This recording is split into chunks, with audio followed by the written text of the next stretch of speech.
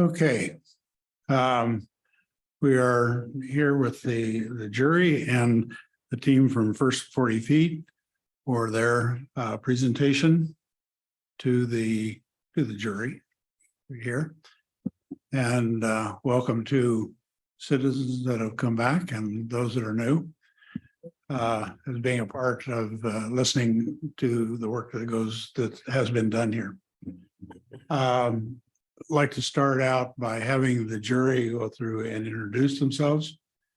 And if you would start, Katie, please. Hi, I'm Katie Eglin Cox. I'm the Executive Director of Connexu Land here in Sandpoint, Idaho, with a background in architecture, community, education, and the environment. So a little Venn diagram, and that is pretty fun. Good afternoon. Herb Fricke, President, CEO of Akana, a Native American-owned architecture engineering firm based in Portland. The office is in Eastern Washington as well. I'm a civil engineer, graduate of the University of Idaho, so know this area well. It's nice to meet you all. I'm Steve Gill, and for the past 18 years, I've been with the Idaho Department of Environmental Quality, and I run the brownfields and voluntary cleanup programs in the northern section, the top 10 counties, Lewiston region, Coeur d'Alene region. I was born and raised in Sandpoint, lived here for 35 years, ran businesses with my father, and saw many changes in the town during the 50s, 60s, and 70s. So luckily, I'm not too far from town as it is. Hi, I'm Han And Mei Chang. he was picked up by the police down on the, Yeah, we found out this morning. yeah, yeah. Make a note of That happened a lot. Hi there. Sorry, Steve. Hard act to follow. I'm Han Mei Chang. I'm a project manager for Hoffman Construction, Portland, Oregon. Most of my experience is civic minded and downtown projects. I am also a licensed architect and have a background in architecture. Todd Salah. My name is Brian McCormick. I'm an enrolled member of the Nez Perce Tribe of Idaho. I'm also a licensed landscape architect, a graduate at Washington State University. I started my own firm over 30 years ago. And most of my work in the last 20 or 30 years now has been working with tribes and tribal organizations on landscape design, master planning, and interpretation. Oh, that's me. I'm Karen Whitman Hale from Portland, Oregon. Currently, I'm the Executive Director of the Halpern Landscape Conservancy, and the Halpern sequence was, of course, designed by Larry Halpern, internationally known. And what we're about is trying to activate and restore that 50-year-old project. Also helped to create the Fountain District, which surrounds the entire neighborhood. And I'm also the project director for the restoration of the Keller Auditorium, which is right across from one of the Keller Fountain, one of the fountain parks. My work in economic development and community building started a long time ago with the development of Pioneer Courthouse Square. And I came up with the concept of the brick idea to get the community engaged, and later managed the space for about 7 years in its restoration. So glad to be here. My name is Rob Talbot. I am a small business owner here in town. Maddox Farm Productions is centered on community, focused on community-centered events, putting those together, mostly around music. We create our own, but we also help other businesses here in town and nonprofits as well. I also run an event center called the Heartwood, just a few blocks away from here. And I'm a father of two, looking forward to raising a couple kids here in town. So I'm excited to be a part of this and help lay the foundation for the community that they're going to be a part of. Hello, Mayor Shelby Ronstadt of Sandpoint. I'm nearing the end of my second term here as Sandpoint's mayor. Formerly, I was on city council, and before that, I was on the Planning and Zoning Commission. I've been a small business owner here for many years, and I currently have business in development and investment. Then we'll turn it over to you for introduction of your team. Wonderful. My name is Jason Graff. I'm a principal at First 40 Feet. We're located in Portland, Oregon. This is our second trip to Sandpoint, and I'll pass it off to James. Oh, yeah, we can do the introductions one by one. Is that okay? Yeah, please. Okay. Yeah, so I'm James Brackenoff. I'm a principal at First 40 Feet. I'm also a licensed architect and very happy to hear that so many people on the jury are architects. Hello, everyone. My name's Reed Weber. I'm an architect here in Sandpoint. I started an architecture business here in town about 3 years ago. Grew up in the area, left to go to college at University of Idaho and then Portland State, and moved back about 5 years ago to put the roots down here. So thanks. Hi, my name is Mitchell. I'm also a designer with First 40 Feet. I have a background with landscape architecture and animal science. So this was a fun project to be a part of. And I'm Ryan Lutman. I'm a civil engineer from the University of Idaho. Have an office here in Sandpoint. We're on the edge of downtown and happy to be a part of this team. My name's Gil Williams. I'm a principal at Greenworks. I'm a licensed landscape architect. I hail from the sunny climate of Arizona, but have been in the Northwest for the last 30 years. We have a practice in Portland, but we do practice a lot on this side of the mountains. So looking forward to this project. Great. So we will turn it over to you. We hope you keep your presentation within 45 minutes. So we'll have 45 minutes of conversation with the jury. Thank you, Go for Don. Yeah, I appreciate it. Hello again. My name is Jason Graff with First 40 Feet. Our firm's name reflects the canvas we strive to improve every day. So the first 40 feet up and the first 40 feet out is sort of the magic of where it happens in cities and communities. And we approach this competition with the belief that better cities exist when people are at the center of design. And to our surprise, the requirements of the competition limited us a bit from talking to people locally. So we found a workaround and reached out to local people to join and guide our team. And now, while the multitude of the community generated plans that we've immersed ourselves in are the foundation for the future of downtown, Sand Creek and City Beach, it's been our relationship with Ryan and Reed that have really shaped and molded the master plan that we share with you today. I'm going to pass it to Ryan to speak a bit about being a member of the team. Thanks, Ryan. Thanks, Jason. So Ryan Lutman, I provided a couple perspectives for this team. One is a resident of Sandpoint. So my family and I live in the city limits, and we enjoy the opportunity to drive, walk, bike to downtown and City Beach. And then I also provide the perspective as a civil engineer who's had an opportunity to develop a career for a little over 25 years in this area.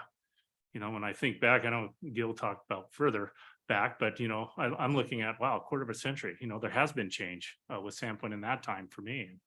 And with change comes opportunity.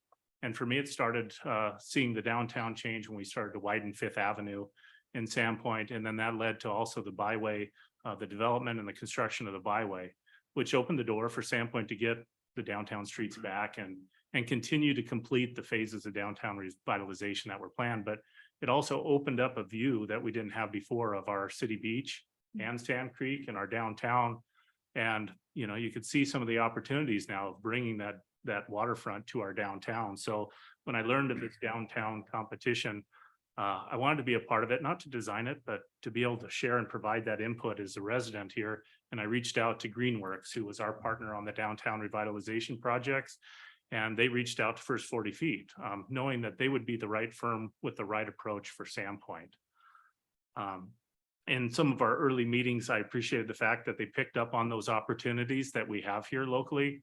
The other thing that I liked was that they really understood what the change in the lake levels, the ebb and flow of Sand Creek, and made that a part of the proposal in the plan that they developed. But I think what impressed me the most is when Reed reached out, you know, a local architect that understood that as you redevelop or you add architecture to our town, that style can really change the feel and look of a community. And, you know, that they didn't want to take, First 40 Feet didn't want to take their stamp and just put it on Sandpoint. You know, I like the fact that they actually made a place for Rita on this team and help lay the framework for, you know, what could be Sandpoint style. So I think their approach, you know, with a better city exists, when you design around the people, was one that resonated with me. And if they get the opportunity to move forward to stage 3, I think if they have the opportunity to implement that, that'll separate this team from, you know, some of the others in the competition. All right, great. So I'm going to talk a little bit about the vision that we set out to articulate because it helps you understand all the different aspects of our design and how we went about organizing the work that we did. So I always start out by saying what I think urban design is. I think it's helpful to understand that and understand where we're coming from. So urban design is the art and science of creating the framework for the way we want to live our lives. So for us to be able to help the communities that we work with do that, we have to understand how they want to live their lives. So it's our job to be able to articulate that. And that's normally why we talk to a lot of people and we try and build consensus around what we're hearing. And we try and take that information, synthesize it in ways that are understandable, digestible, and very pragmatic in the way we approach our work.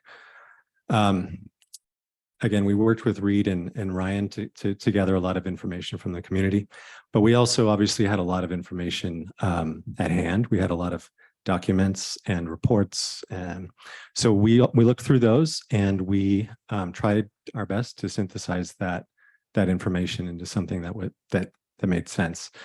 So we felt that this project is really about making sure Sandpoint kind of stays true to its traditions, its heritage, its values.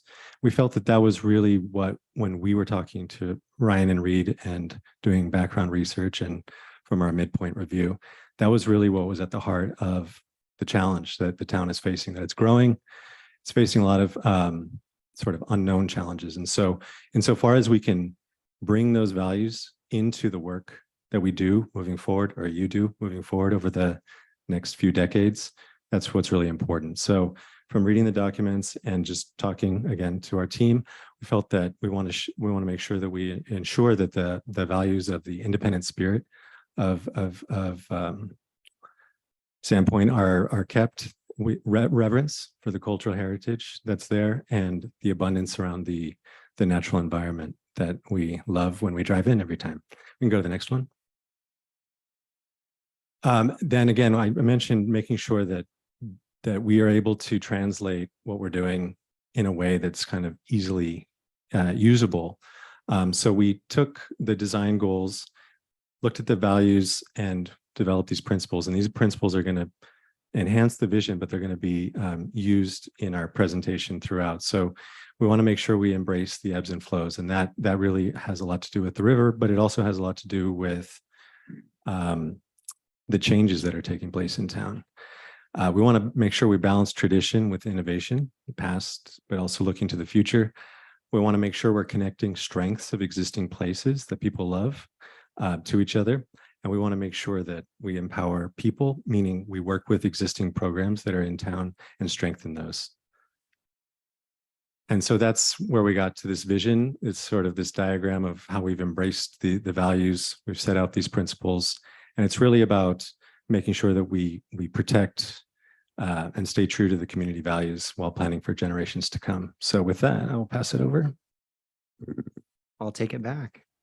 And the district concept really distills what the big idea is within the master plan. And in many ways, Sand Creek symbolizes the unique qualities of Sandpoint, such that the transient nature of its waterways to mud flats reflects the waning of tourism and the shoulder seasons, and the seasonal transition from the summer high to the fall and winter low is a moment to be embraced. And Sand Creek then is the starting point for a regeneration, rejuvenation of Sandpoint, such that we can look to create a sort of ribbon of waterfront experiences extending on both sides of the creek around the byway, across and around City Beach. And then we also really want to focus on these pathways, how you as residents of Sandpoint reconnect to downtown, reconnect to Sand Creek, and reconnect to City Beach. And those pathways then are critical links and are actually a tool for us to create public gathering spaces and link those attractions that are so important to the community. And finally, it's about investing in placemaking as well as ecological infrastructure. So we know that Farmans Park and Jeff Jones Plaza are opportunities to expand the public gathering experience, but also interject more of the ecology of this place in terms of tree cover, stormwater management. That can be reflected in other spaces, clearly around Sand Creek. We can see Farmans Landing as a place for stormwater cleansing and regeneration that meets Sand Creek at its apex and this sort of key point of conversion in our mind of the Main Street diagonal into Farmans Landing and Sand Creek. And of course, City Beach then is another opportunity for that placemaking and ecological infrastructure. We approached the plan area as a series of districts. So you see them here: City Beach, Byway, Sand Creek, downtown waterfronts. That First Avenue is really that destination in downtown. And then of course, Main Street, Farmans Park and Jeff Jones Plaza being key features are there, as well as some redevelopment opportunities that are just right at your doorstep. And the districts really are framed around the values that James mentioned before: independent spirit, reverence, and abundance.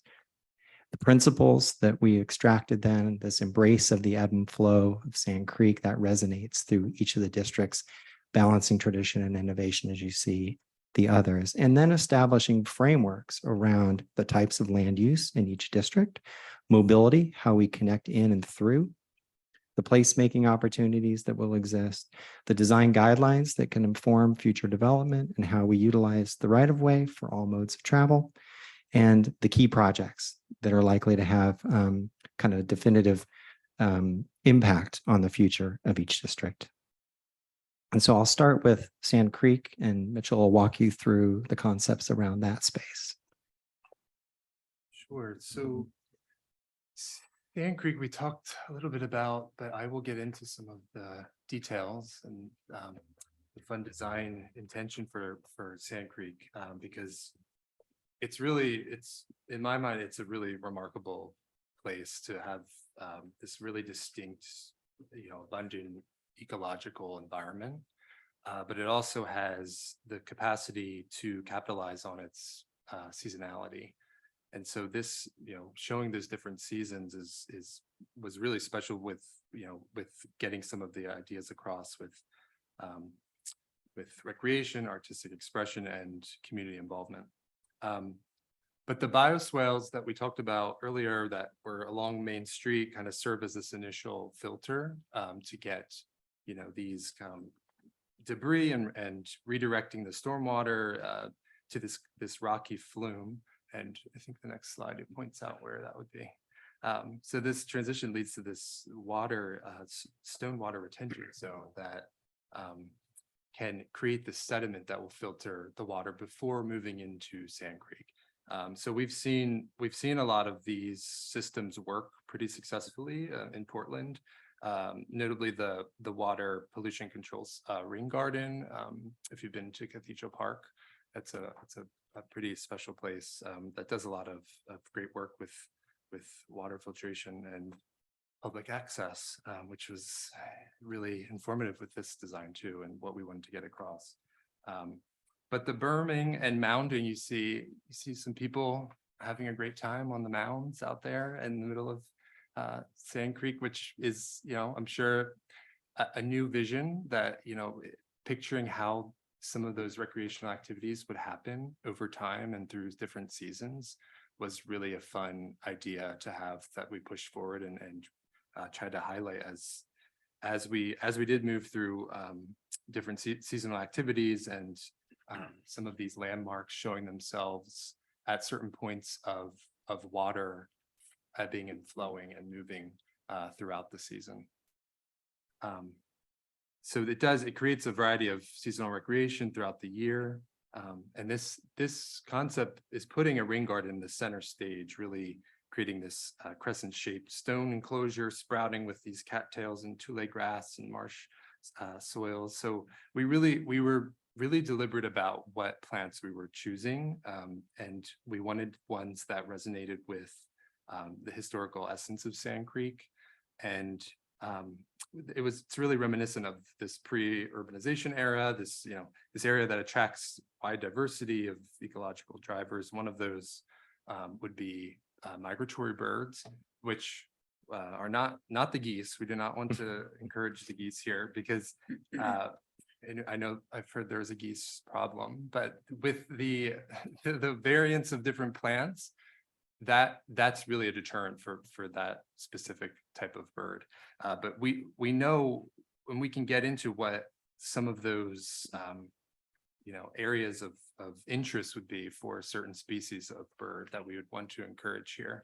And the ones we were focused on were these passerine birds that are responsible for a lot of seed dispersal throughout the country, that can have this really dynamic ecological system in place without much maintenance involved whatsoever. So there'd be a lot of potential for some fun variants of plants and seeing different bird species coming through this area.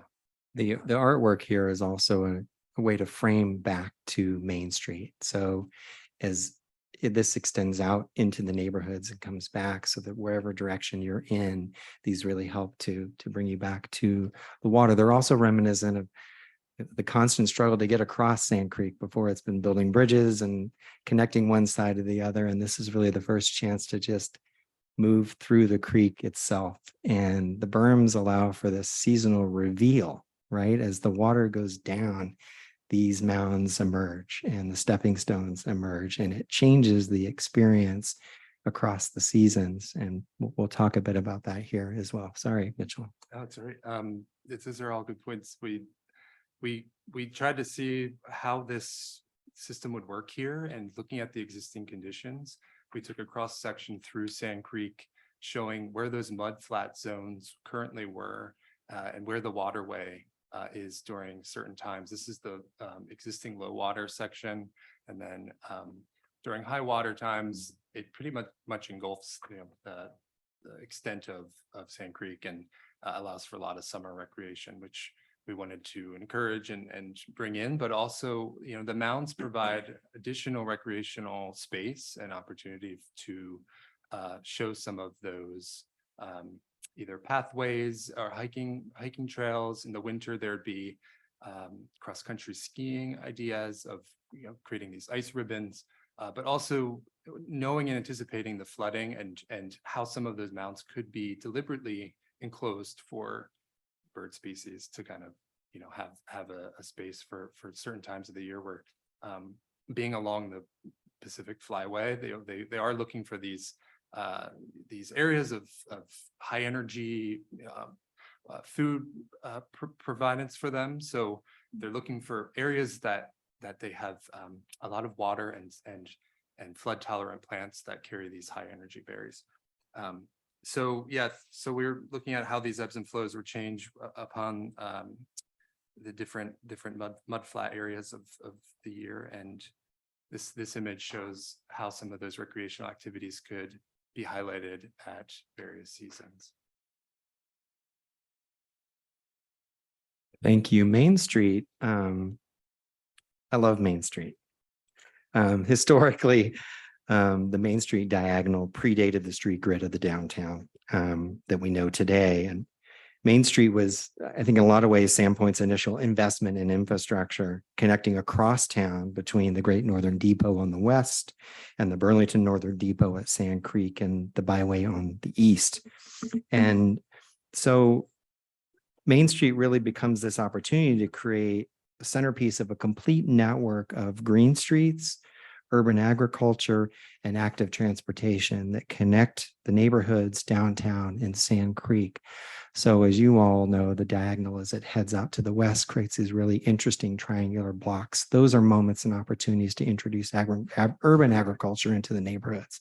Can extend further west into the neighborhood parks, wrap around to the south and reconnect to the curve, and building this whole network then that circulates around the neighborhoods back into downtown. The strengthening the use and function of Farmans Park and Jeff Jones Plaza is another opportunity to expand that sort of small triangle today and let that bleed out into the building edges, some of which will be new in the future to the community, and really having that become more of the central living room to downtown. And there's some strategic improvements that we can introduce in the design that take on the elements of the sand that we see on City Beach. So think of the crushed stone surfacing you see in sort of French gardens. It has that sort of rich ochre color. It allows for more permeability into the space, more use and function of the park with the use of that. We're interested in the idea of adding berms then to that central area to create more opportunities for sitting, kids to play, run up and down, have a little more assembly area around the gazebo that's in the park today. So these are really kind of enrichments to the space that's already kind of central to the community today.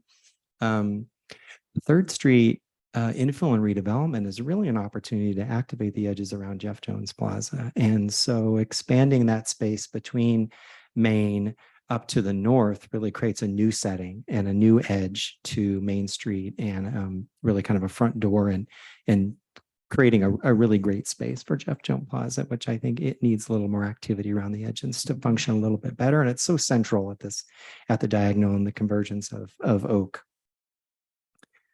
Festival streets are also an element where we're looking to use kind of a simple Wernerf design. So the traffic's pretty slow in Maine today and it's one way, but shifting the direction of that allows us to create spaces on both sides of the street, allow us to use it more as farmers market and public activity gathering, maybe an opportunity to close portions of the street. Oak Street also takes on that characteristic. So the Wernerf then slows traffic. And we've integrated protected bike facilities along Oak, and then shifting up to Main, that protected bikeway would extend all the way out to the depot on the west. It would intersect the curve. So now you've got this intersection of two great regional bike facilities that then converge in this space and extend out into the neighborhoods. New development is going to create an edge to this space and really enliven and activate it. So I think that's a great opportunity as you're exploring the ground floor retail, potentially housing and public parking that's really going to serve First Avenue. This is a critical site, it's an important one, and the edges and how it engages the space are extremely important, as well as potentially the site next to it for redevelopment. But in the future, then we'd love to see this type of setting where these active storefronts and people living in downtown really create an edge to Farmans Park, that we can adjust some of that central space and really bring in the idea of the beach and bring in the ideas of the berm and Sand Creek, and then that active transportation network intertwining with this space, we think is a concept worth exploring. As we shift over to the downtown waterfront, and really this is First Avenue is your traditional Main Street, and traditional Main Streets have sort of a formula, right? They typically have anchors on the end. They're typically 4 to 5 blocks in length. You have the basic configuration that you've seen for successful retail Main Streets across the country. You have holes in that today in the north end, in the middle, and on the south end as well. And so the north anchor then provides an opportunity to knit together a rehabbed and redeveloped Cedar Public Market by creating a small pavilion, could be a retail space that's accessible on all sides. So then we connect First Avenue to Sand Creek. That becomes sort of another public gathering space as a north anchor. And we're really interested in the south end. And are there some opportunities, for instance, redevelopment of county properties to add some active storefronts and maybe rehab of those structures? Think about the parking lot south of the county building as maybe a future redevelopment site for additional parking to serve downtown businesses. So you're doing that on Oak today, and this is another strategic location. Your visitors are coming in from this location from the south and having an additional reserve of parking on that space that's owned by the county might be a great reuse of that. And potentially you could add additional office space. So if the county were relocated to the north, they would have a space to go, public parking reserve.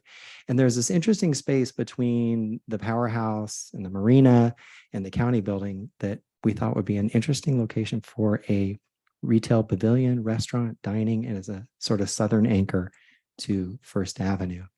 Of course, the middle has some repair needed as well. So Bridge Street mixed use project along Bridge, creating that active edge on two sides, three sides really, Sand Creek Bridge and First Avenue. And then this is really we think is the most important project on First Avenue. Being at this hinge of Main Street, the first and main project we see as really a public-private partnership, that the city's work to improve Farman's Landing and the developer who's interested in investing in downtown should be working together so that we can create the best public space at this real apex and key location along First Avenue. So James will talk a bit about the value of this first and main public-private partnership. Great. We were just working on a project recently in Oregon that they were trying to decide whether or not this particular site we were looking at was either the heart or the soul of the town. And they landed on the soul. And the difference being that the soul had many of the cultural aspects that were inherent to the sort of the program of the site. And the heart was really, they felt more about the functionality of the site. So anyway, I thought I'd mention that we kind of saw this more as the soul of the town in terms of its potential, and ticking the boxes on a lot of the principles that we set out at the beginning of the project. So I mentioned connecting strengths.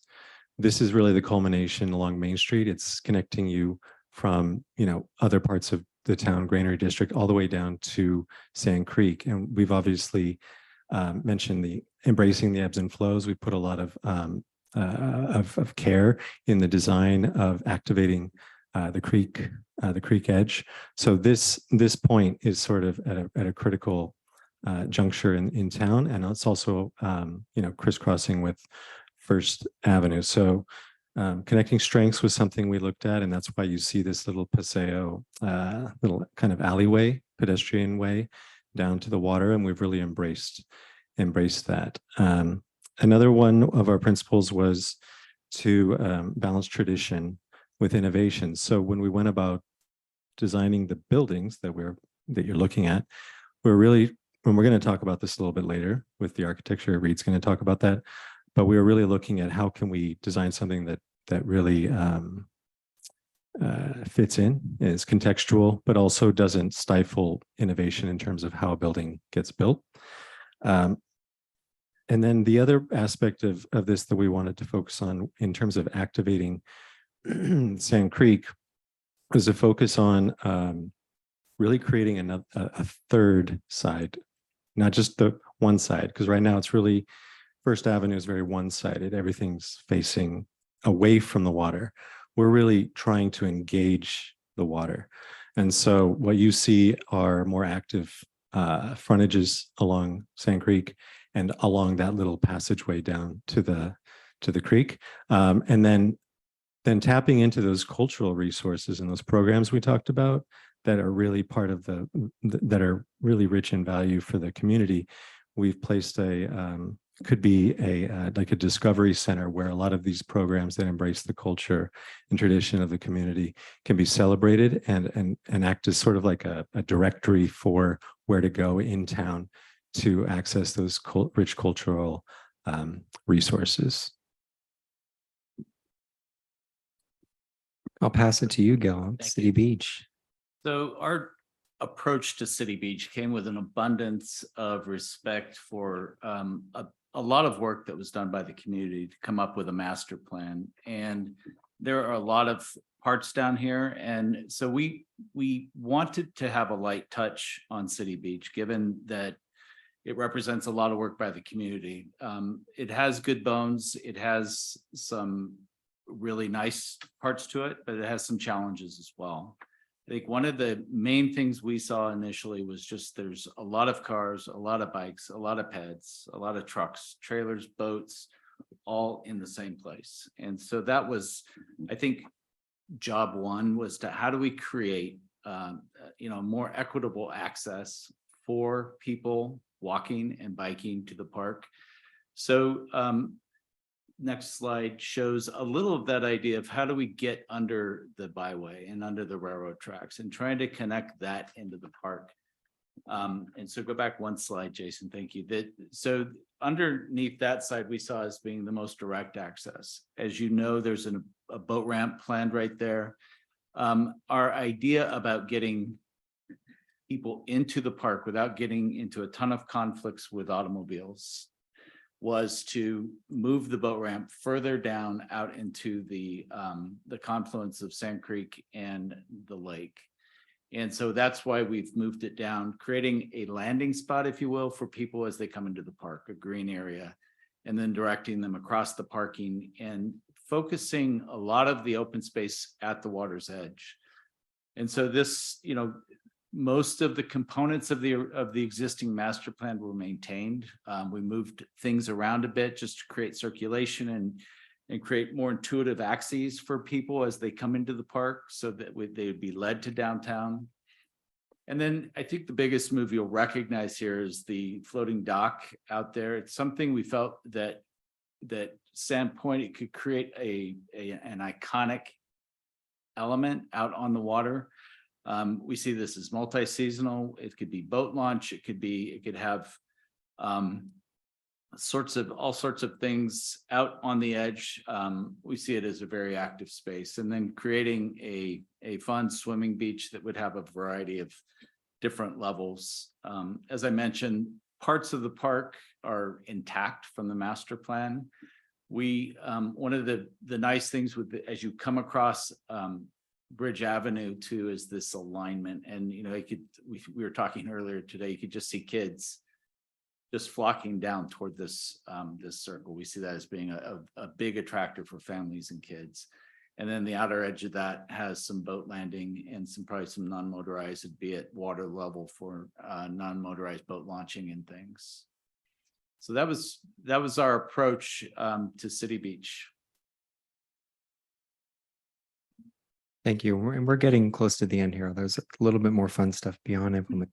Not that implementation isn't extremely fun, but there's really, I think there's some key projects that we think across the districts that are sort of the game changers and things, while they may not happen in the first 5 years, 8 years, it's kind of funny to put numbers to these things, but we feel obligated to do that.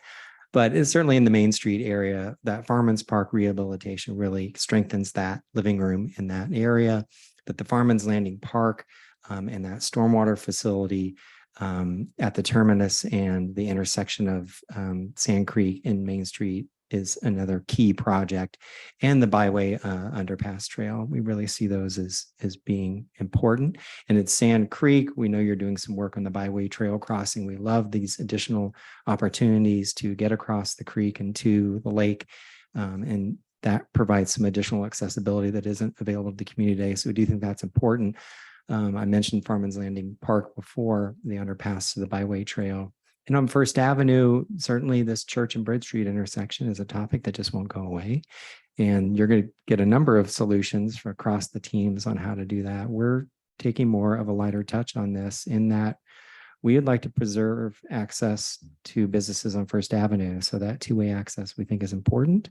We might consider an additional right turn lane for northbound traffic to turn right onto Bridge to take on some of that seasonal pulse.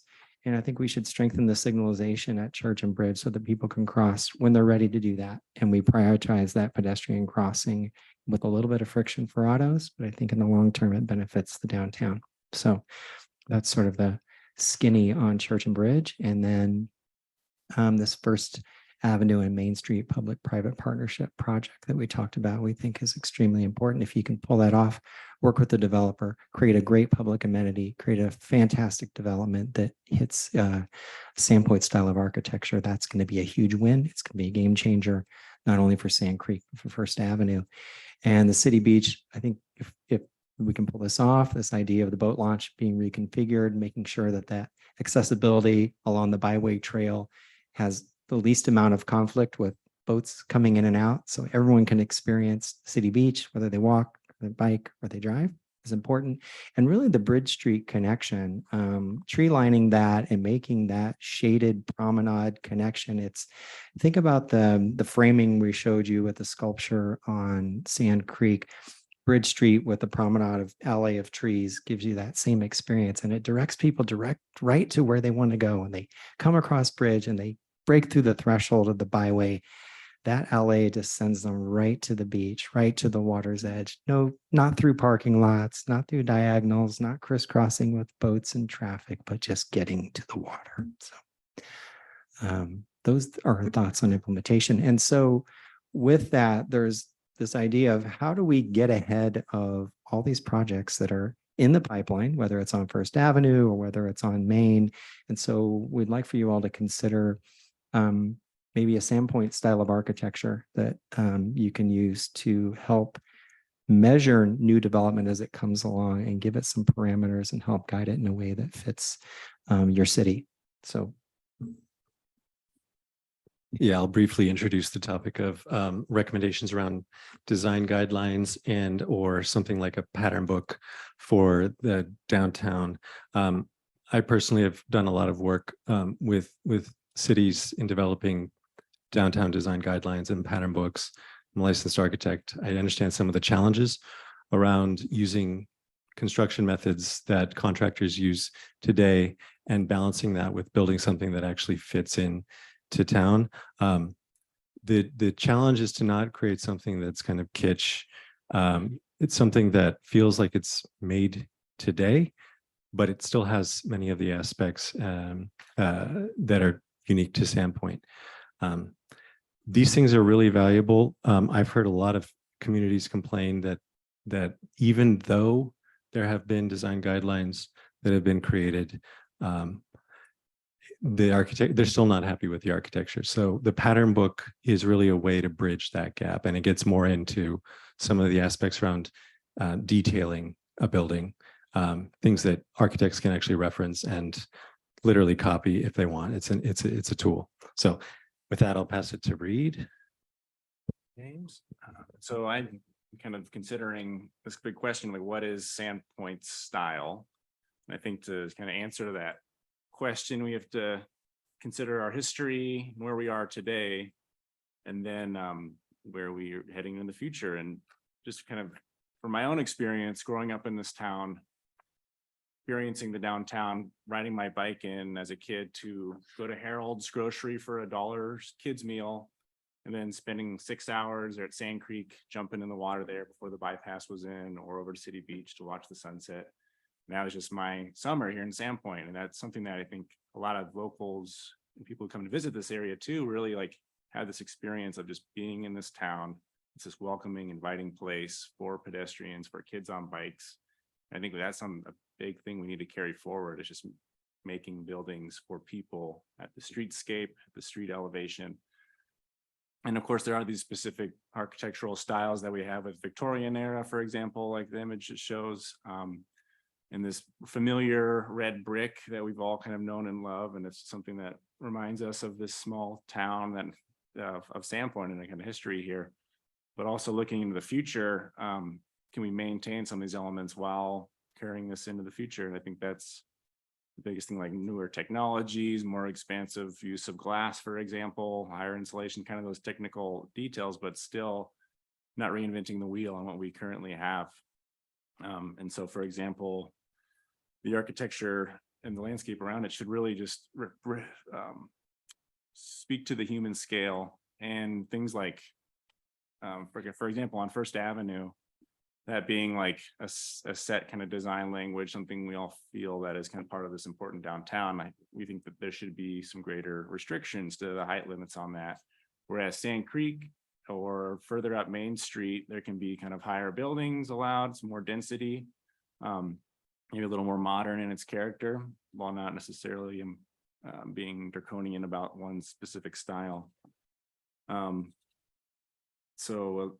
Views beyond streets as well, or into the mountains beyond the context of the Sandpoint is also very important. For example, like the end of Cedar Street, kind of keeping that open. So we do have this understanding of where we are in this valley, the mountains beyond us, the Bridge Street, and then the main street as like a through line connector, I think is a really powerful component of this concept.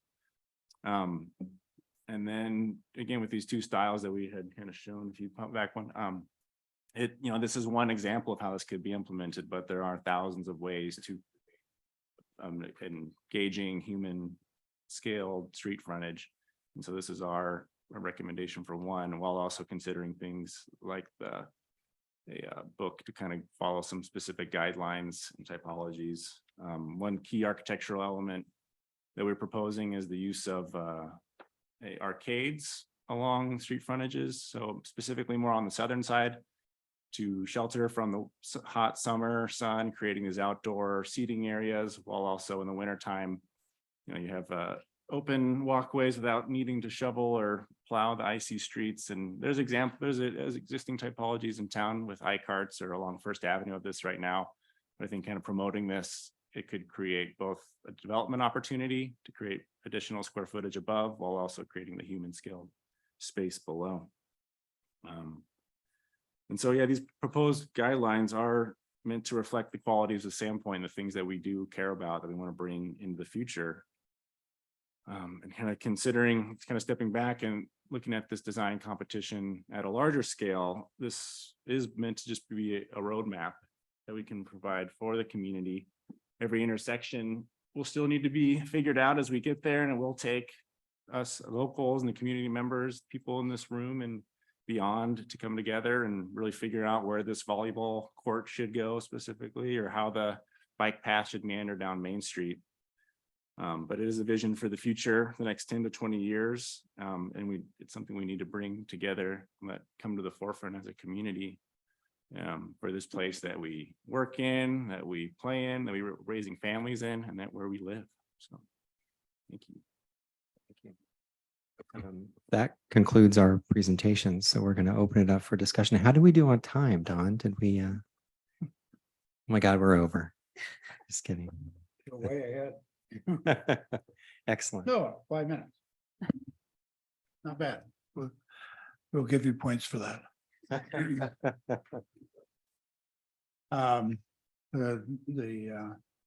We really intended for this 45 minutes with the jury to be more conversational than a grilling of some sort. But being an architect, and since I'm the boss here, I can do what I like.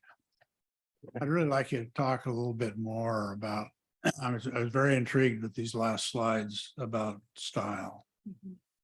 And I think as one who has done this in a number of different communities, it's an issue that one is very personal, I think, to different people.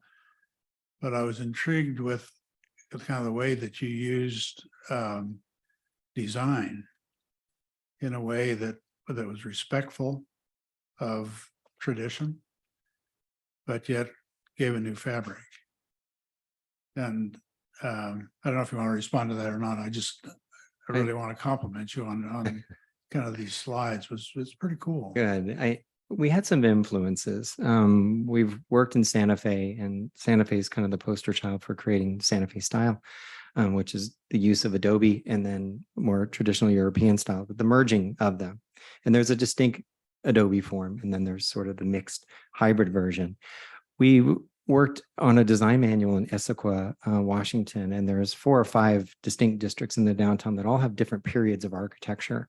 And so we use those as sort of a style guide or a pattern book, as James mentioned, to not prescribe a specific style, but take the key elements that you see across that 5, 10, 15, 30-year growth of buildings and give the basic form elements that can be replicated with current construction typologies, but generally thinking about materials, thinking about shape and form, and those really help guide. So I'll give it to James. I just want to mention the goal is to speak the language of the architecture and not to copy it. That's what we're attempting to do. So if for the architects up there, if you look at some of the details on the building on the right, a lot of those details for the head and the jamb and the sill, the canopies, typical storefront, they're very typical details. They're just arranged in a way that is familiar and again speaks that language of the local architecture in terms of proportions, materials. But the detailing is very simple and very easily can be very easily built. And guidelines written around it. Yeah, and formalizing those guidelines around it. I think what I've seen all too often is that design guidelines that are written typically are too vague. There's a right balance, and Reed mentioned it, between being prescriptive enough and not being draconian.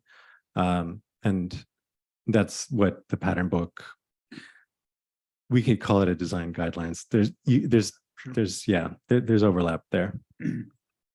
Jury, questions? Want to start? Sure. I think a lot about being a resident, how if it was me or if it was somebody I know, how we move about town, depending on what we're in, a car, a bike, walking. I think a lot about bikes and a lot about walking. And I think I needed just a little clarity on the section that happens at Bridge Street. And then the section at where it intersects into the opening of the park just right after the underpass. I see the yellow dotted line, but then I also see a bolded pink line on the left side. And then I see, so just in terms of, I know that the hotel has an entry facing the proposed entry facing the parking lot as well. So just how to make that's always a congested area. It's always, you want kids to be able to bike to City Beach. What's your solution? Are you talking just out of the tunnel? Just when you? A emerge little from- bit, but I'm also talking about like, what are you proposing on Bridge Street? Like at the bridge, the actual bridge, what side are we on as pedestrian bike? And then as you come out of the tunnel, where are you at that point? If you're going into City Beach, ideally you'd be on the right side because it puts you away from through traffic. And then if you go to the plan view of the park, that's where we create that strong axis. You see the diagonal. Yeah, axis I coming see that. across there. So I it's- see that. I was getting a little confused with the bolded line across the bridge, the really strong line that said to me that there's something big happening there on the master plan. You're talking about the Bridge Street overlook? The Bridge Street, yeah. There's that big bold. Sorry. Sorry, I'm in PowerPoint. We may not have that. Well, yeah, it looks a little different. It's still a little different there.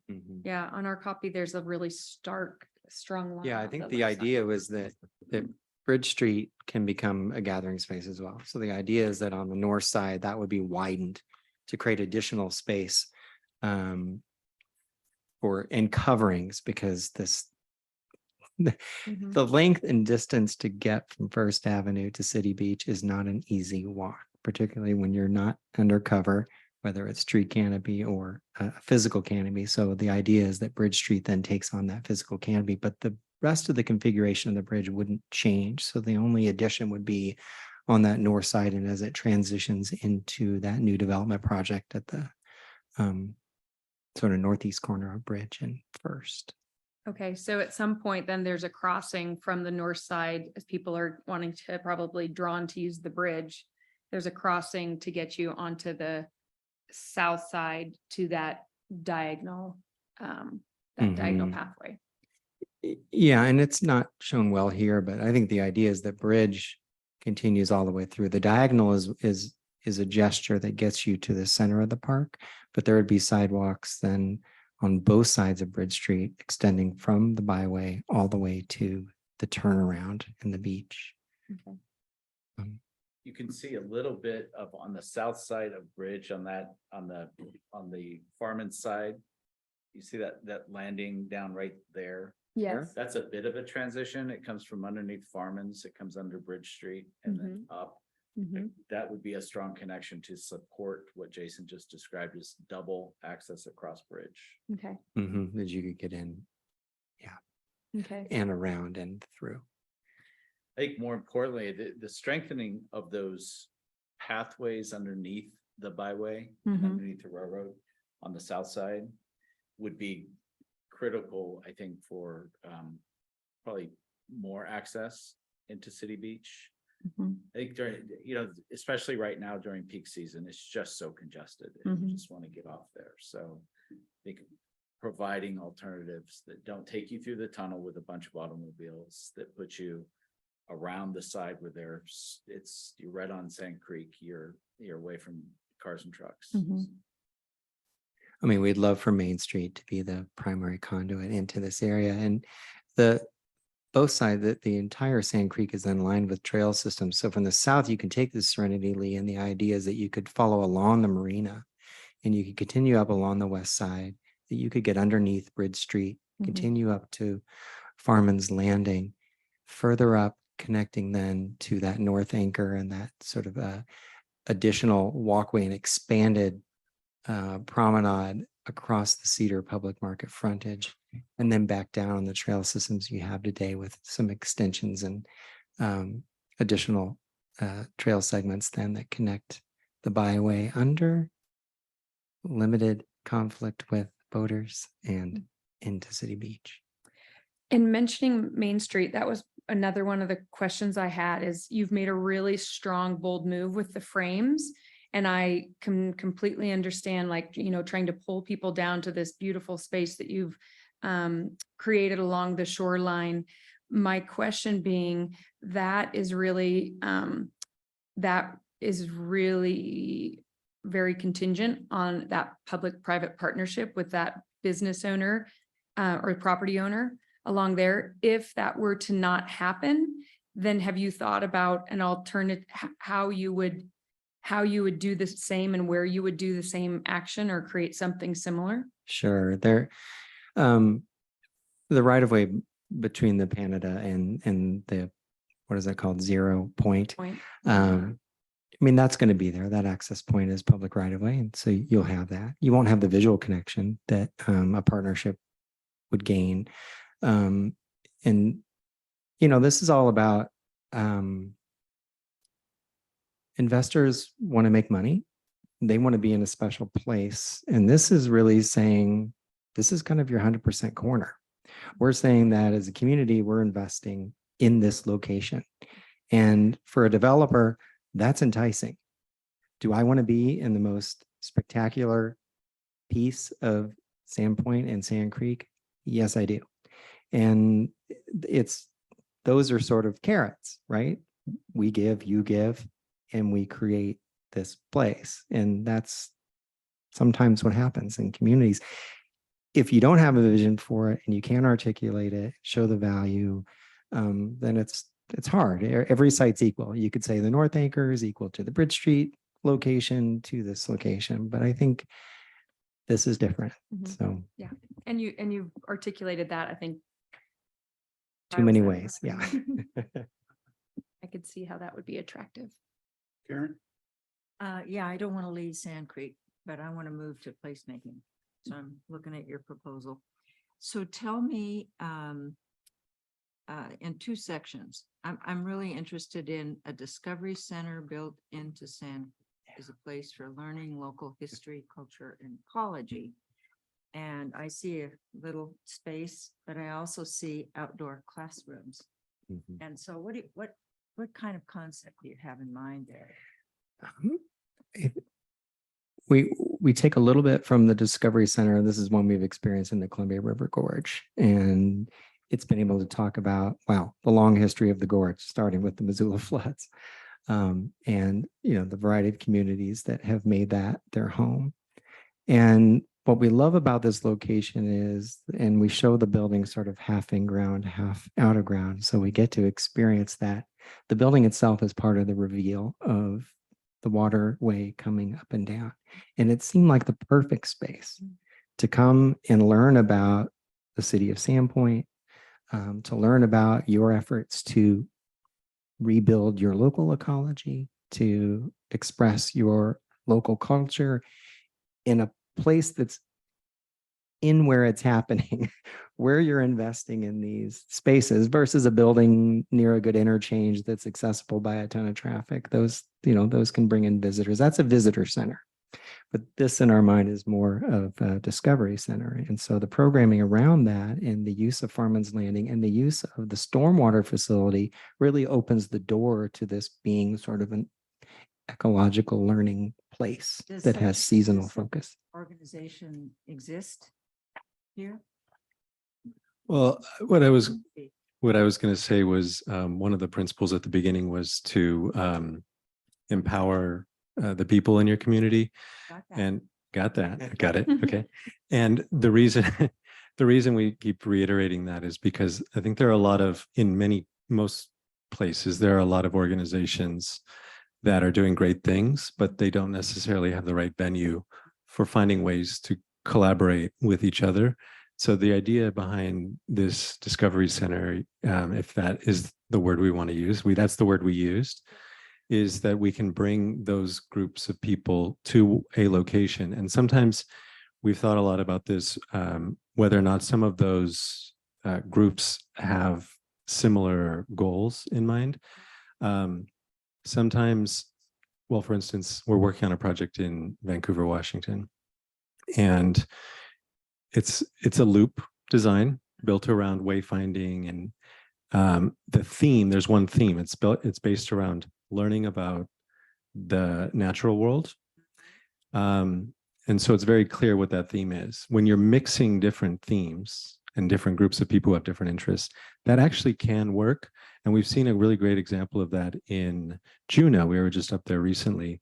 There's a great wayfinding waterfront trail, and the themes are all mixed up, and it doesn't matter. Like, there are really interesting things about whales, and there are really interesting wayfinding elements around the hulls of ships. It's yeah. Okay, so I won't take any more time except to ask you, are you confident about cross-country skiing and snowshoeing and snow maze, winter festivals? What happens if there's no snow? We'll have to answer that. Okay. Well, I mean, there's some space in there, and what I liked about your proposal is your intention for seasonality. So I like that. And I thought the renderings were quite luscious. I love both of them. But I looked at the blizzard in the winter, and I went, do you guys have snow here? So. Sorry, just a quick comment on that. I think there's that month out of the year where there will be cross-country trails or snowshoeing and everyone can be down on the water if there is the space for it. And it's not just this flat of sticky mud that you get lost in, but there's actually like a built-out pathway. And when it's slushy and snowy, you get this pretty hardy people in town, and we'll still get out on those trails. We'll still run along. And I think even when it's not snowing, it'll be a pretty magical place. It is part of our observations. We were here in the winter and initially, and then coming back actually it's more of a shoulder season, and seeing Cedar, for instance, at night where there was nobody down there, which it just spoke of opportunity to how do you increase the shoulders plus the off season. And I think that drove a lot of the thinking about this. Well, one of the things that I was attracted to about the snow was, I mean, you can have a winter festival without snow. That's the point. And I think that's the whole point of what you're trying to do is make people want to visit what is the available space during the season that is empty right now. So, I mean, you can make stuff happen with the weather to support it sometimes. Yeah, I guess I'll stick with Sand Creek right now. I really like, the greenness of it, I guess, but looking at it as far as groups of people gathering or how we're getting some of those businesses to face the water more. I was just wanting to get more information about that. We were down there last night at the farm and landing there, and and it's pretty dark down there, and of course it's just parking lots down back there, but I would love to see some of those businesses, facing the creek, patios, if they do have some kind of boat regatta on that creek, where are the people gonna gather if they're not, I see the pathways through there, I think are really cool. But I'm trying to see where, if you get hundreds of people down there, where are they gonna end up? So I just wanted to bring that up, I guess. Sure. I mean, I Yeah. think the great thing is they can disseminate all the way around Sand Creek. They can now access both sides. They can move to the North Anchor in that space and the public market, and it just really it will be so much more robust than it is today. That limited little spot where you can get to the water zones and now opens up. I would add to that, the idea was to, yes, activate the creek side, but to create circuits, meaning loops around. So people have ways in and out. If you're worried about people congregating too much on the creek side, they have different ways of circulating around onto First Avenue. The other thing that happens back there is if you were down there, it's a lot of parking, but the property lines actually go way out. And we found some rods on the corners, and there's not much shoreline left our assumption is people want to build out to their property lines, and those daylight basement areas are going to be very active. So there's going to be about, ironically, 40 feet of really active area right there in front of those buildings. I think that, for huge congregations, I don't know but it's going to be big enough to accommodate groups of people, mostly coming in and out. I could see it being a very active zone in the wintertime. Not to see a concert, maybe not, but I think as an active promenade, I could see it being very active. On that note, though, during the summer, I'm curious the reason to kind of, I love this waterfront loop and all that experience as from a pedestrian level or bicyclist, but my observation right now of Sandpoint is the party barges or the pontoons that like to come in there. So now I guess I'm curious why you've taken that element away. I mean, we haven't removed navigability, but you do see it compressed there. Yeah. And I think, a lot of that activity happens, near the lake's edge. I think part of it is we really see as there's a convergence of the ecology of restoring that channel and having it be, a fully accessible space for the broadest amount of activities. And as you move, just on either side of Bridge Street, that's kind of the pulse point. And I think we feel like maybe it can recess back and becomes a little bit tighter of an opening. And that's more for the kayaks and the more casual person who wants to move away from kind of the hustle and bustle, meant that we can sort of not close the door, but maybe it's a curtain. And it's like, oh, if you know this place, you'll head up there. So Yeah. I think that was the idea. I think the ecology trump parties. So just, I think that's a huge lake. I mean, there's to take all that and stuff it right in there seemed a little, but they do, and we get that. Yeah. But I do think that the ecology was really important. I mean, we were down there when it's a mud flat, and you just look at it, and then you don't look very long because there's not a lot to look at. And I think that this is, there's no pontoons down there when it's down. So it's, Sure. how can we act again, looking for that seasonality? I think that Mitchell's ideas about the attraction of the wildlife, I think, is huge. I think that is something that you can, and as Jason said, the further you go up Sand Creek, it starts to kind of retain its original character. It gets more wooded, it gets more the sides. I think this area, because probably the fluctuation in levels is what it is. So we want to reclaim some of that and bring it into downtown. Yeah. So one of the things that I'm wondering about is, I see it looks like pathways and things that are below the level of where the water would be in the summer. what do you see? How do you see maintaining those and keeping those in place and not sinking into the mud or getting covered in mud, sliding around? How do you foresee that? I mean, I love the idea of making that space. I mean, right now you just walk down there in the winter time, you're like, oh God. I'm going back, I'm going away.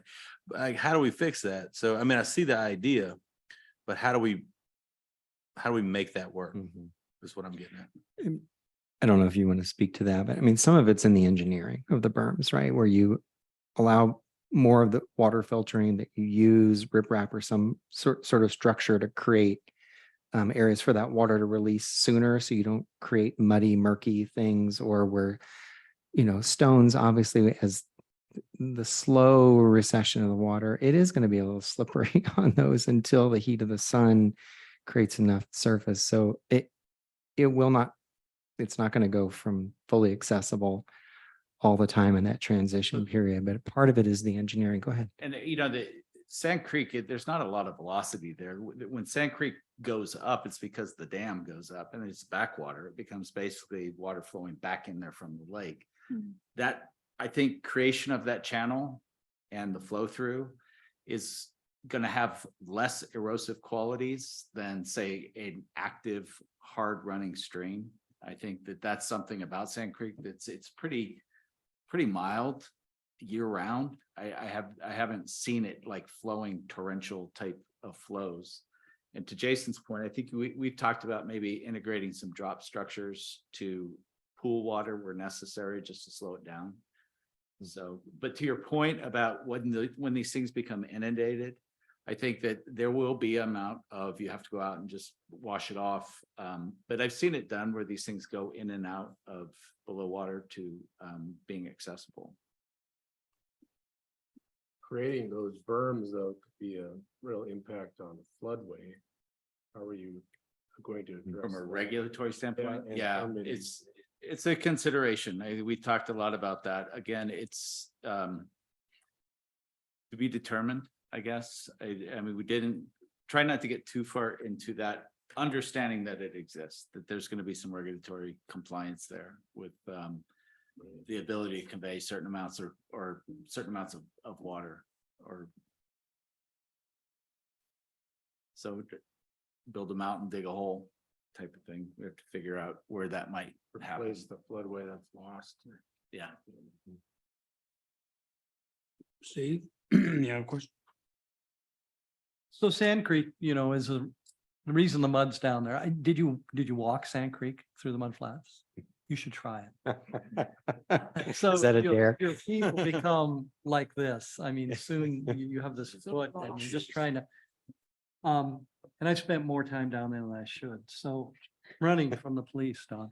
But anyway, no, I've just been down there on many projects and throughout my life. And that's the soils of Sandpoint. That's what's underneath our grass and stuff, or are those lacustrine sediments that go down, nearly 300 feet before we get to the bedrock here. It also, have you ever taken water temperature in Sand Creek? I mean, like right now, I'm sure we're running between 82 and 94 degrees. Pretty tepid. Yeah, it's very tepid. It's not, so it's got a lot of pluses and minuses. It's a challenge what to do. Your ribboning of the area could impede on the homeowners that are further up past Cedar Street Bridge that have docks and boats. So, those are considerations, and that's all design stuff can be done. Yeah, a lot of this can be done. I mean, it's just, we would work with Corps of Engineers. You're going to work with our agency. You're going to work with Idaho Department of Lands and things like that. I want to commend you guys though on a phrase I picked up when you guys talked about Sand Creek serving as the backside of Sandpoint. I mean, Sandpoint's backside was Sand Creek, and it really was. I mean, growing up here, it was really neglected. And turning it into a front door architecturally, which is really what's lacking along the Farmers Landing areas. I mean, it's a parking lot for those buildings and businesses. And as things are transitioning, the fires we've seen on First Avenue, buildings and stuff, it does open up an opportunity.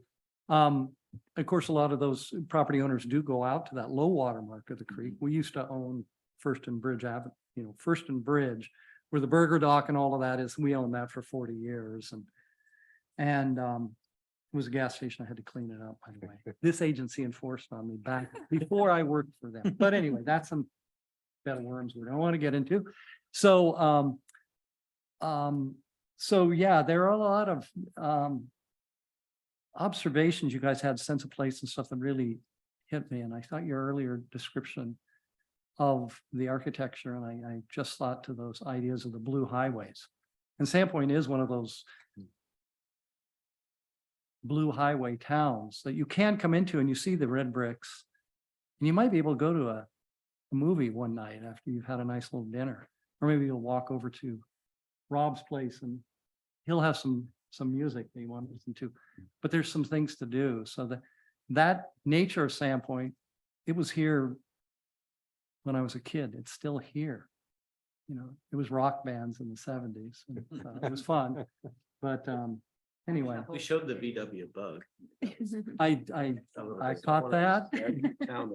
Yeah, I owned a Westphalia for many years. Something to, keep in mind when we looked at Sandpoint, and Mitchell talked a little about it, is pre-development, pre-colonial, when before people got here, Sand Creek flowed. I mean, before the dam was built for the lake, there was a flow.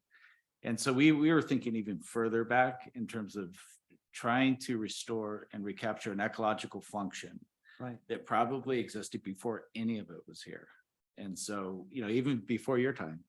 Exactly. You go back to, 1881, they surveyed the railroad. Yeah. And they initially brought it in, and then they built it, and then it flooded out. And that's when my great grandfather came to town and helped, because by then the railroad's crews of Chinese migrant workers they were way over already to the Dakotas by the time this flooded out, and they had to elevate it all, 5 or 6 feet. Hope, Clark Fork, the whole thing, and re-elevate that. And that's part of the decision that moved the town from there. So It's fascinating. If you see hydrographic surveys of the bottom of lake beds, it's amazing to think what that looked like prior to it being dammed, what that canyon actually. I brought an aerial that I shared with the jury when I got here yesterday from 1939 of the Sand Creek that you can really see. At that time it was a functioning creek because there wasn't a dam. Yeah. So, yeah, it was different. Yeah. Shelby, you have Sure. comments, Thanks Ken? for the last word, Don. I had a couple of little questions.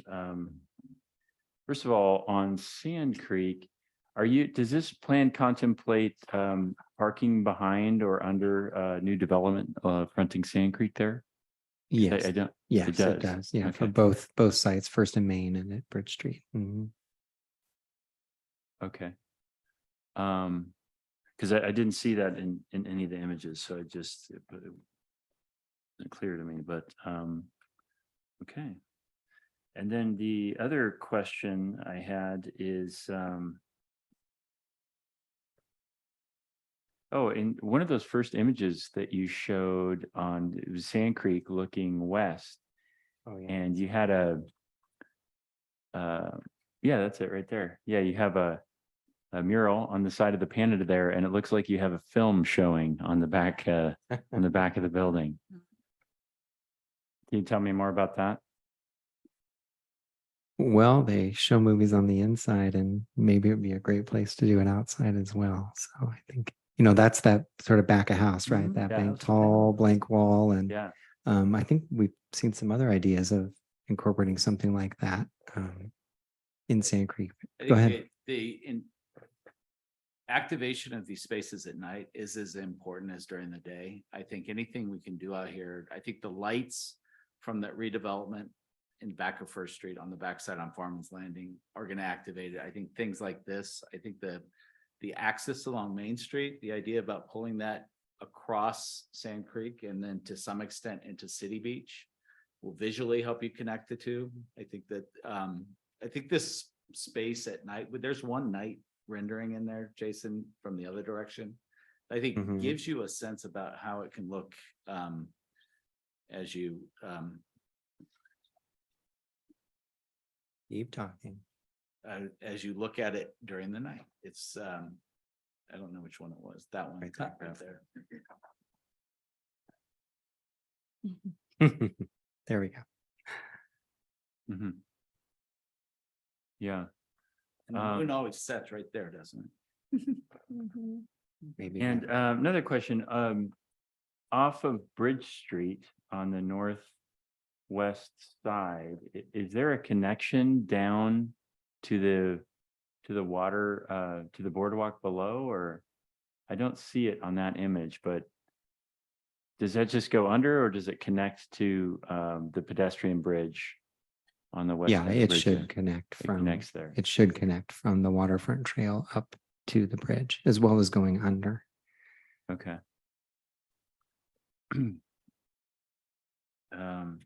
I thought this proposal had a lot of great elements. I thought your team did great work overall, and I really appreciate it. One of the things that really stood out to me that I was really fond of is that larger the whole system, how it integrates into a larger system of figure eights. Yes. And how you really brought in the southern end of Sand Creek and considered public-private partnerships with the county there and other development opportunities, and really focused on that kind of southern link as well as at the northern boundary and how to improve that Cedar Street Bridge connection, both across Sand Creek, but to kind of, provide that northern boundary that sort of ties the whole circle together. So I thought that was a really attractive part of your proposal. And I also really liked the whole concept of the, as you suggested, James, the soul of Sandpoint and that permeability from Main Street through to Sand Creek. And how that could be, that kind of hallway there could be a real opportunity for sort of highlighting cultural elements that really speak to the community. I thought that was a cool concept. And then to walk down from there, having access onto that, ecologically redeveloped waterfront there was just a really appealing concept. So really appreciate the work of the team, and thank you for this proposal. Thank you. Could you speak to, go ahead.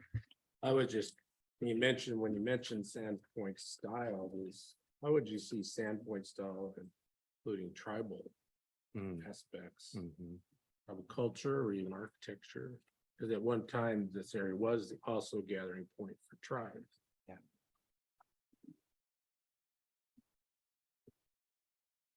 So we've had to do a lot of learning on this topic.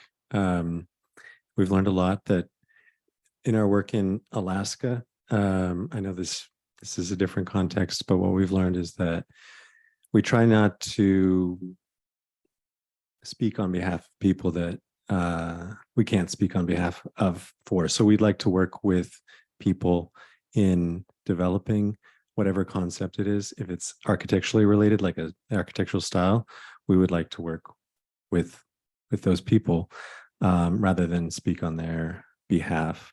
Some of the references to some of the buildings, which you can see in some of the renderings, are interpretations. But again, we don't want to speak too much to that because we haven't had a chance to speak to those groups of people. I think the Discovery Center too would present some opportunities and learning opportunities. Yeah, those are some of the abstract references, like the Discovery Center, and then there was the building on the north. But again, maybe you picked up on that, but that was not, we weren't trying to be too, how do I put that? We're trying not to speak on behalf of the people. Oh, One area that we talked a lot about was the plant palette on the river. And, there are probably a lot of plants that have a lot of meaning and use that we're not even thinking about. And, you know, I think that is a really good way to integrate different thinking about what goes down there. More educational opportunities. Sure. Karen? So I too would like to echo the mayor's comments about what a nice proposal you guys brought for us to take a look at. And usually every proposal has a big idea. And I think yours was a swimming lagoon. Hasn't been brought up yet, so I'm gonna bring it up. But I cannot figure out, looking at the little tiny people walking around here, how big this sucker is. And more important, I think, is how do you envision it's used? Is it managed? Is there any security, maintenance, implication in what it is you think about with this whole thing? Because I mean, that's a big idea. It's a really big idea. It's a promotable idea, but I don't know how it's going to function. So you're familiar with the I forget the name of it, the dock in front of OMSI Oh, yeah. that the kids flock to. So I think that the idea behind this is that it's flexible programming, that Okay. it's big enough. We talked about its width and then making it wide enough to provide just a gathering place for people. You know, you could throw a towel down, people can get around you. Well, It's what wide about enough. my chaise lounge though? You- That's what I'm- Right. or- Well, all it down here. Yeah. I mean, you could, the idea behind it was that it was multi-usable, had multi-functions. I think integrating the boats was important because you get people stopping, congregating around boats. It's a good place to meet me at. Mhm. That's a great place to meet. And, you know, it's, I think, as far as function and use, to answer your first question, we were out in the middle of the street outside our office trying to eyeball this thing Mhm. and walking. Should it be 100 feet? Should it be 150 feet? It's 200 feet across. It's a city block. Okay. And so that, you know, that in our mind felt gracious enough, so you're not Yeah. feeling cramped. Yeah. The boardwalk, we made 20 feet wide just to accommodate that pass through. And then multiple use. I think that we put on the backside on land, on the backside of the beach, more of there's a boardwalk on the sand that would be for, you know, renting towels or whatever, you know, Yeah, some I see that. paddle boards and things. Yeah. These shade structures out in front are just, you know, you could actually accommodate some benches and maybe have a picnic there. So the idea is to be multi-use. Well, I can tell you that from sitting at City Beach and watching 25 children try to get on a small 10-foot by 4-foot dock, that this is iconic. And, you know, I think people are going to love it or they're going to hate it, but the kids are going to love it. The kids want to jump off things, and this allows them the opportunity to sit, hang out and jump off things. We were just in Geneva, Switzerland, and their City Beach has something very similar. And every child was on it, and there were slack lines between it. There was a zip line coming off of it. It was the most engaging community space ever. And so I do think that this would be loved by the kids of Sandpoint. If there's the one in Copenhagen Harbor, a Mhm, similar one, and they have some towers that, but risk management. made Oh, us yeah, take the- them off. We had them in there, but Geneva had a 10-meter tower that my daughters all jumped off of. It was yeah.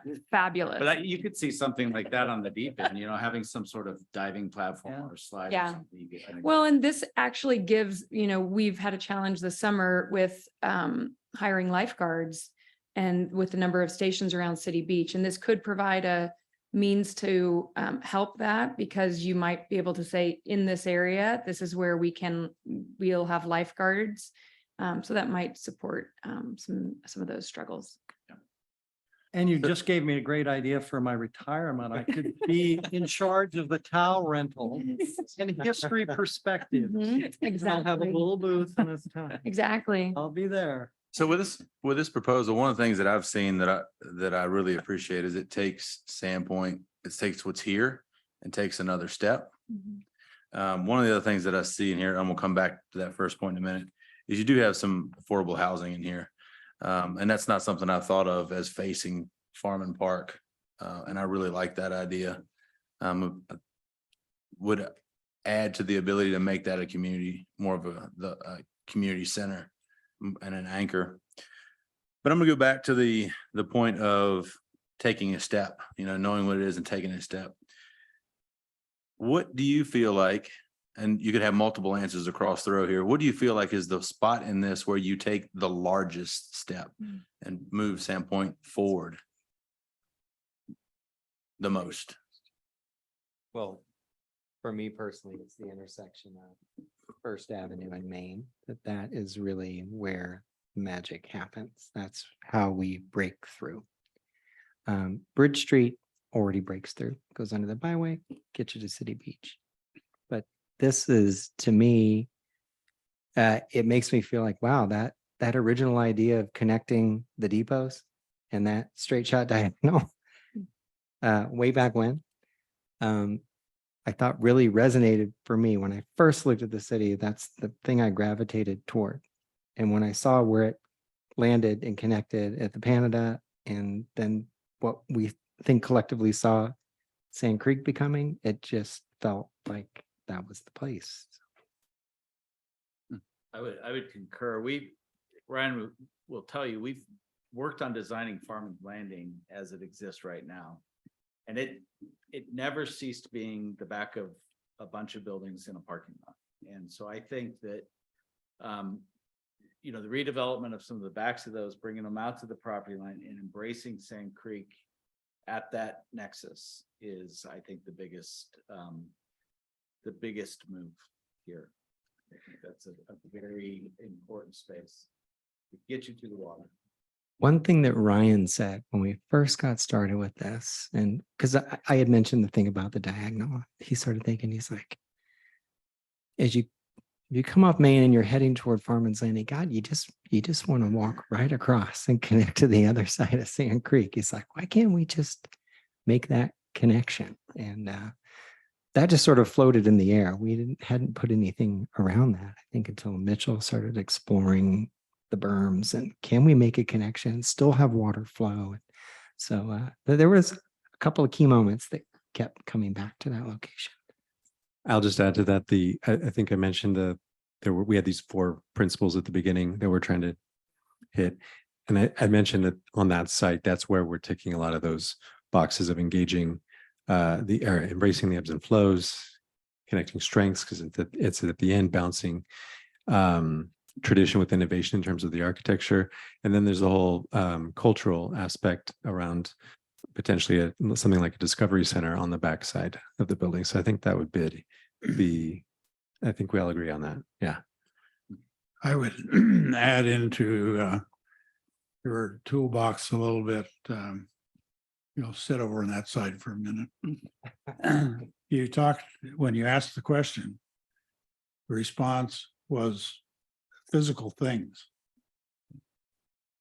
And yet one of the more important things I think that comes out of this team is this idea of the toolbox, the design guidelines, pattern book, something like that really begins to speak to what the character of this place is and what the culture of it is. And it might be something more like that as opposed to a physical improvement of some sort. It could be something that allows the city to look at things in a different way, whether it be developing more context, the architecture of it, or the pieces that go into it. We are at our time. I want to thank you so much for your work and your effort and your ideas and your creativity in putting this together.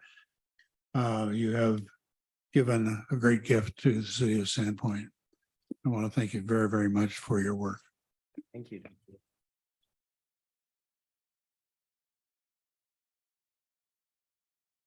And for the public, we will be recessed for about a half hour, then we will start the last review of the day. Great. Thank you.